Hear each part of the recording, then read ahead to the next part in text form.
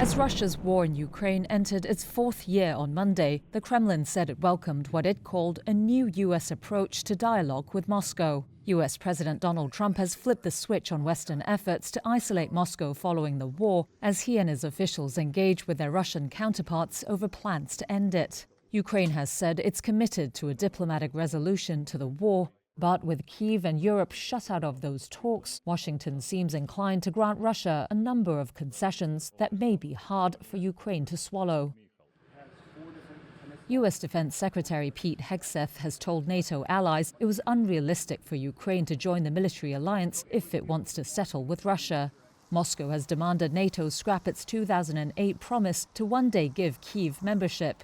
It has also dismissed the idea of having NATO member forces act as peacekeepers in Ukraine under a ceasefire deal. In November, Reuters reported that Russian President Vladimir Putin was ready to cut a deal with Trump if Kyiv dropped its goal to join NATO and if Moscow didn't have to make major territorial concessions. How much land Russia can keep is a critical issue moving forward. It now controls nearly 1/5 of Ukraine, or an area about the size of the U.S. state of Ohio, mostly in the east and south. Putin in June last year said he wants Ukraine's troops out of 4 Ukrainian regions claimed and mostly controlled by Russia.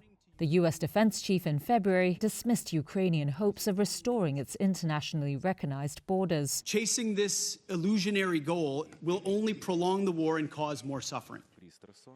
For any deal to happen, Ukrainian President Volodymyr Zelensky says Kyiv needs security guarantees to prevent any future Russian attack. But the Trump administration has made clear it will send no troops.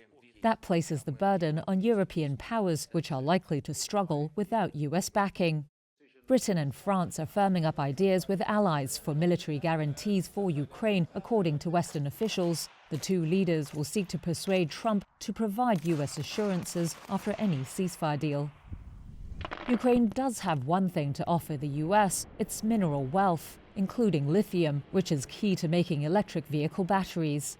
Zelensky rejected an initial deal to give Washington 50% of Ukraine's critical minerals, saying it offered no security guarantees. But with little leverage on hand, Ukraine is set to sign a minerals deal soon. Reuters also reported that U.S. negotiators had raised the possibility of cutting Ukraine's access to Elon Musk's Starlink satellite internet system, which has played a vital role in Kyiv's military operations. Musk has denied this. On Monday, Zelensky's deputy posted on X saying Ukrainian and U.S. teams are in the final stages of negotiations regarding the minerals agreement, adding that Ukraine hopes to sign the deal in Washington with officials there, quote, to showcase our commitment for decades to come.